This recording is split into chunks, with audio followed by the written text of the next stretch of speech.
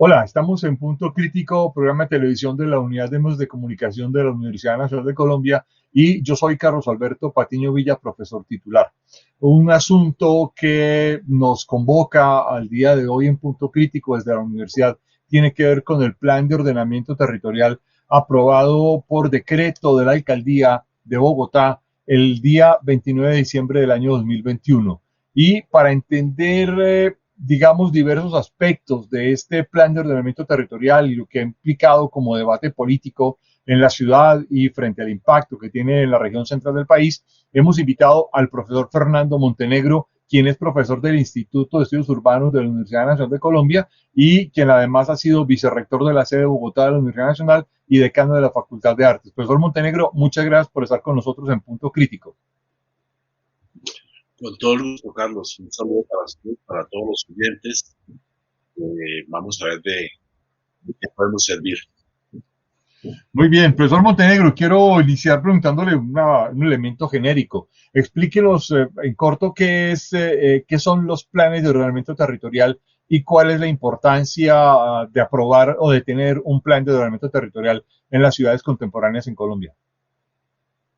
Muy rápidamente, yo creo que hay que hablar de este tema en términos históricos, un poco como ha venido creciendo el país, cuáles son los instrumentos con los cuales se ha manejado el tema urbano, y evidentemente eso se ha vuelto un tema fundamental hoy en día, dadas las características de este país de ser un país urbano mayoritariamente.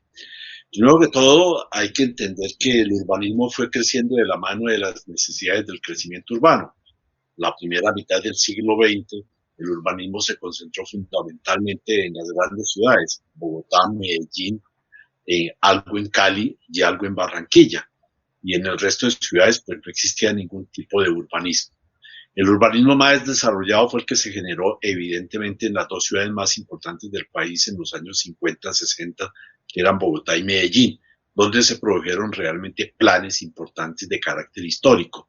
Eran planes que tenían que ver fundamentalmente con la noción ambiental, con la noción espacial y en mucho con una noción arquitectónica, porque los arquitectos eran los dueños de ese conocimiento y eran los que funcionaban en esa dimensión.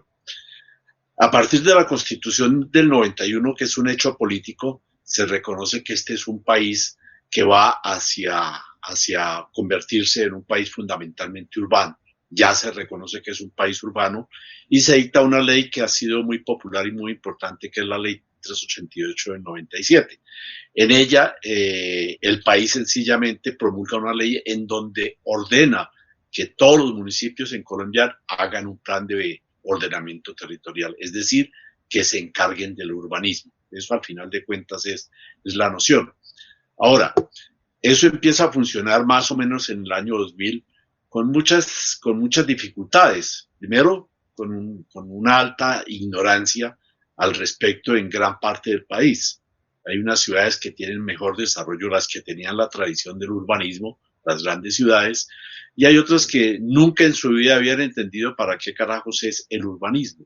No lo comprendían y no lo necesitaban. Pero se vuelve una obligación y del año 2000 a hoy el conocimiento ha avanzado sustancialmente, el objetivo de los planes de ordenamiento ha ido cambiando sustancialmente y se han ido involucrando una serie, digamos, de disciplinas y conocimientos que lo ha vuelto más complejo y lo ha vuelto más político. El primero es que trascendió de ser un plan puramente urbanístico, puramente arquitectónico, hoy en día a ser un plan en donde se debate fundamentalmente la economía y el desarrollo social como fundamento del ordenamiento. Hoy importa mucho menos que exista la Avenida de las Américas a saber cuánto le genera a la ciudad un proceso de crecimiento de un barrio. Digamos que eso es lo que fue pasando. Y eso lo ha vuelto evidentemente un tema político más difícil, más complicado, más complejo, en donde los orígenes arquitectónicos y urbanísticos se han ido olvidando y ha ido apareciendo una noción fundamental que es la del equilibrio y la de los intereses económicos. Eso fundamentalmente es lo que ha pasado. Y hoy pues es importante porque la ciudad produce mucho dinero. Profesor Montenegro, con su explicación tengo que hacerle una pregunta que es obligatoria y es, ¿qué se esperaba de este POT presentado el año pasado y qué se esperaba de este POT bajo la administración de la alcaldesa Claudia López? Y se lo pregunto porque hay todo un debate alrededor de dos hechos fundamentales. Uno, que haya sido aprobado por decreto sin una, digamos, clara y abierta discusión, no solo dentro del Consejo de la Ciudad, sino adicionalmente porque hay una serie de sectores, gremios de la producción, sectores académicos, diversos sectores de la opinión pública, ciudadanos de diversas áreas de habitación de la ciudad misma, que están diciendo que no fue participativo, no fue ampliamente participativo y finalmente la administración no tuvo en cuenta incluso observaciones de diversos sectores, incluidos incluso sectores del Consejo.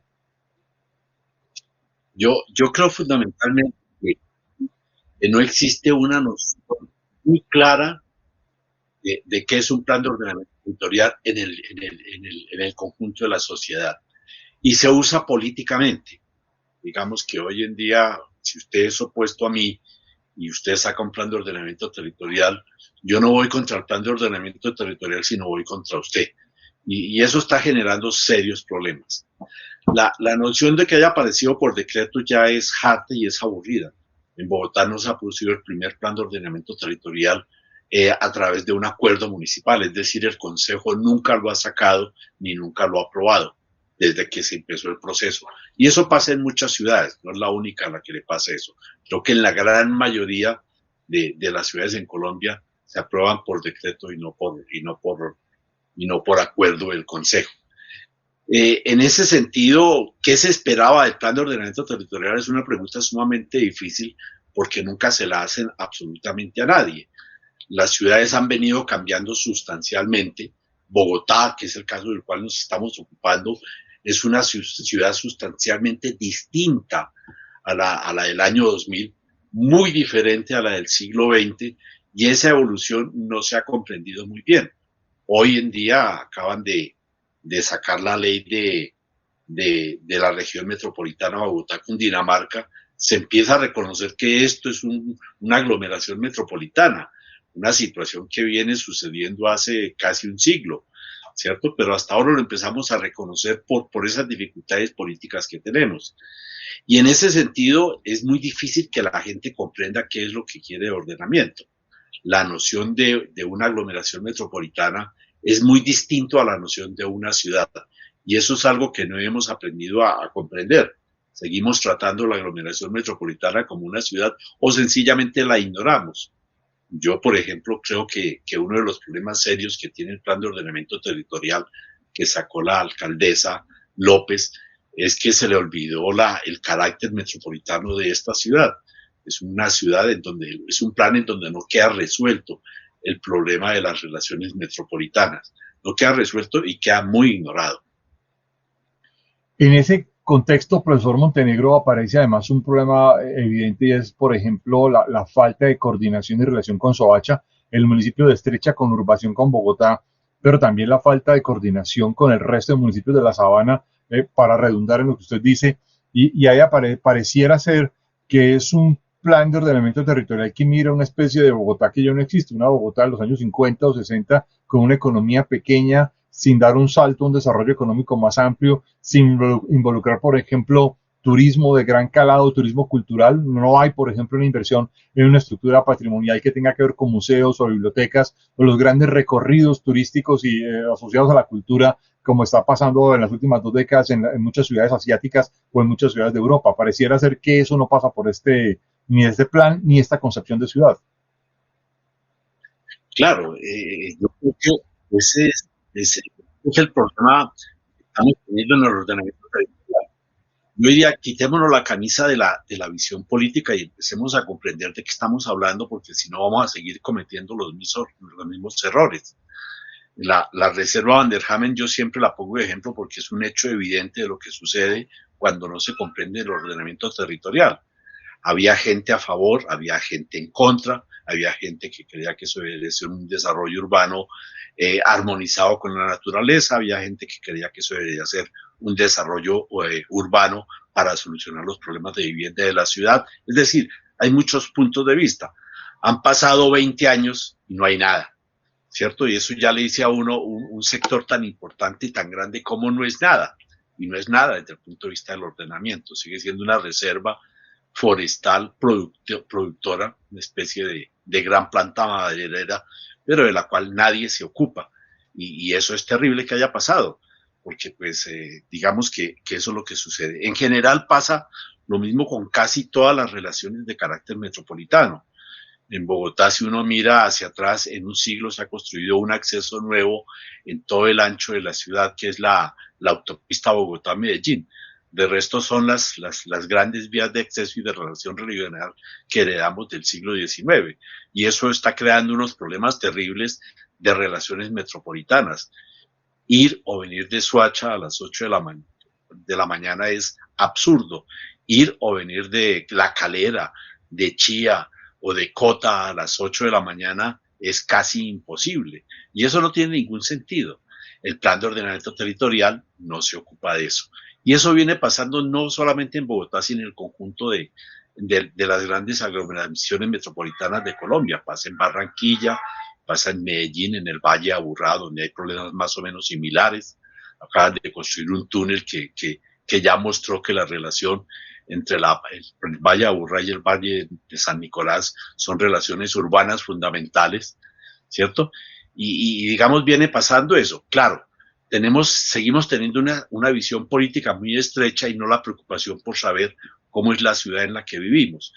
Y eso ocasiona serios problemas. Una aglomeración metropolitana, al final de cuentas, es un conjunto de ciudades. Y el conjunto de ciudades tiende a desbaratar los procesos internos de consolidación urbana que siempre se tuvieron. Hoy en día, hablar de Ciudad de Kennedy como un elemento más, como un barrio de Bogotá, no tiene ningún sentido. Ciudad Kennedy es una ciudad en sí misma, de 1 millón de habitantes, con unas fuerzas políticas, con unas fuerzas sociales y con unas fuerzas económicas sustancialmente distintas de otros eventos espaciales como el de Suba, como el de Chapinero o como el de Usme, ¿cierto? Y es algo que no hemos entendido. Y ya empezamos a tener problemas muy serios desde el punto de vista de la noción política por no comprender el ordenamiento espacial en esa perspectiva.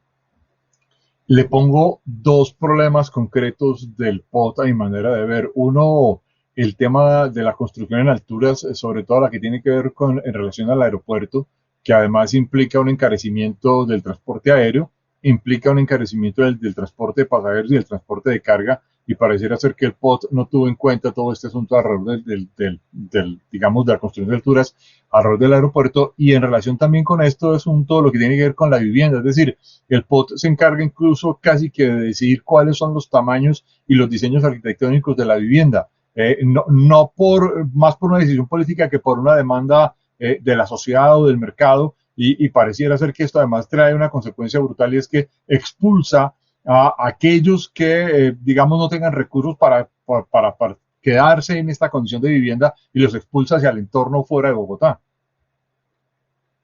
Usted está dando, sabe que es muy importante en el ordenamiento.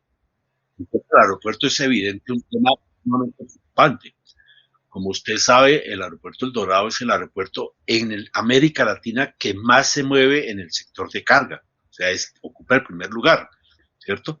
Y cuando uno va a revisar qué es el problema del aeropuerto en el movimiento de carga, en donde somos muy importantes a nivel latinoamericano, resulta que la carga no es del aeropuerto de Bogotá, sino la carga es del entorno regional que tiene Bogotá, Las Flores, por ejemplo, ¿cierto? Y eso ocasiona o nos genera que este sea un aeropuerto sumamente importante. O sea, no hemos logrado comprender que esto es una aglomeración metropolitana y que un elemento urbano como el del aeropuerto El Dorado, que es de Bogotá, tiene que atender todo ese entorno, no solamente los intereses propios de la ciudad, porque ya no existen. Segundo, el tema de la vivienda. Hoy, sin ninguna duda, la gente requiere de viviendas económicas, requiere de viviendas seguramente un poco más pequeñas, porque somos familias más reducidas y porque en un país como Colombia, que nos acostumbramos a vivir en ciudades densas, pues comprendimos la necesidad de vivir en apartamentos. Sin embargo, el plan de ordenamiento territorial, en su visión económica y en su visión, digamos, de gobierno de los intereses político-económicos, empieza a meter la mano en lo que es el negocio inmobiliario y la está metiendo, en mi modo de ver, un poco en forma equivocada, porque todos entendemos que el negocio inmobiliario forma parte de la demanda y la oferta del comercio de una ciudad, y eso es un elemento que es muy difícil de reglamentar porque depende mucho de la oferta y la demanda que tienen los ciudadanos sobre productos como la vivienda. Hoy en día hay mucha gente, inclusive de sectores muy altos, que lo que les interesa son viviendas más pequeñas y mejor ubicadas. Y eso no se está dando porque empezó a meter la mano la ciudad en los temas de cómo se cobran lo que se denominan las cargas económicas, y eso ha ido encareciendo el suelo más allá de lo costoso que es por el modelo que tiene Bogotá.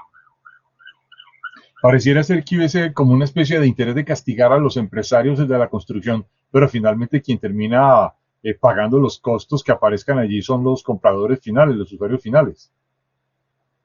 Por supuesto, es que la vivienda es un producto sumamente importante en una ciudad que crece, igual que la gaseosa, igual que la leche.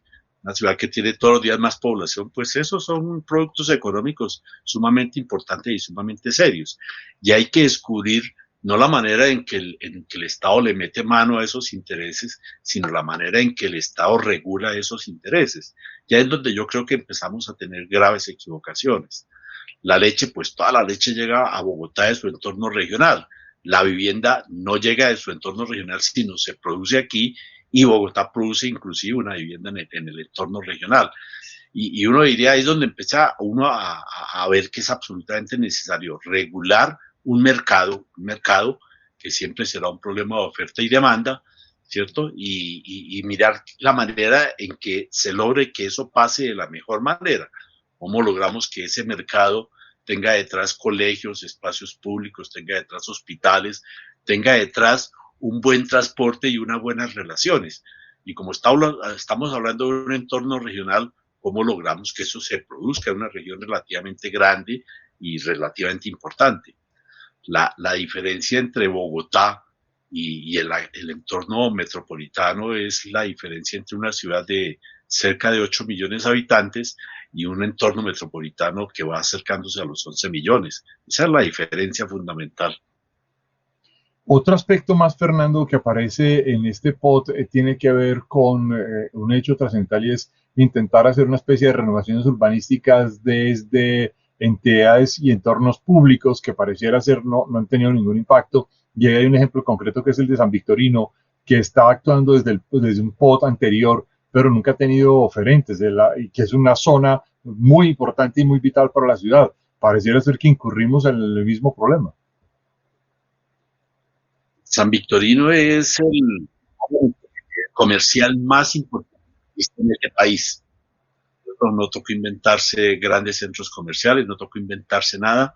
Es un producto generado fundamentalmente en lo que llamamos el comercio, la oferta y la demanda. El gran problema nuevamente, es que no logramos comprender qué es lo que es una ciudad contemporánea. Una ciudad contemporánea, como dicen muchos de los estudiosos de la ciudad, es una ciudad que tiene muchas dificultades para producir suelo. El suelo no se genera todos los días en cualquier parte. Eso es una convicción hoy en día de los economistas que trabajan en la ciudad. Pero también hay que entender que la ciudad es uno de los elementos que tiene más reuso a lo largo de la historia. Una vivienda se usa montones de veces a lo largo de la historia. Un pedazo de tierra en la ciudad se reusa montones de veces, y por lo tanto regular esa condición es sumamente difícil. Eso es la renovación urbana. O sea, ¿qué ha hecho San Victorino para regenerarse constantemente a lo largo de 100 años? Pues regenerarse constantemente, y ahí la ciudad no ha tenido nada que ver. Que es feo, que a veces es incómodo, que es difícil llegar y salir, todo lo que usted quiera, pero sigue siendo el foco comercial más importante que existe en este país. Y una buena lección de cuál es el comportamiento de una ciudad. Claro, el Estado no ha logrado comprender nada de eso y el ordenamiento de lo que nos ocupamos nosotros tampoco lo ha logrado hacer. O sea, no logramos tener una respuesta para ese tipo de eventos.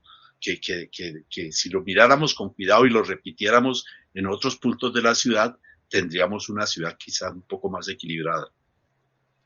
Profesor Montenegro, mi última pregunta en este contexto es, ¿este POT nos quedó debiendo una especie de perspectiva urbana contemporánea y moderna?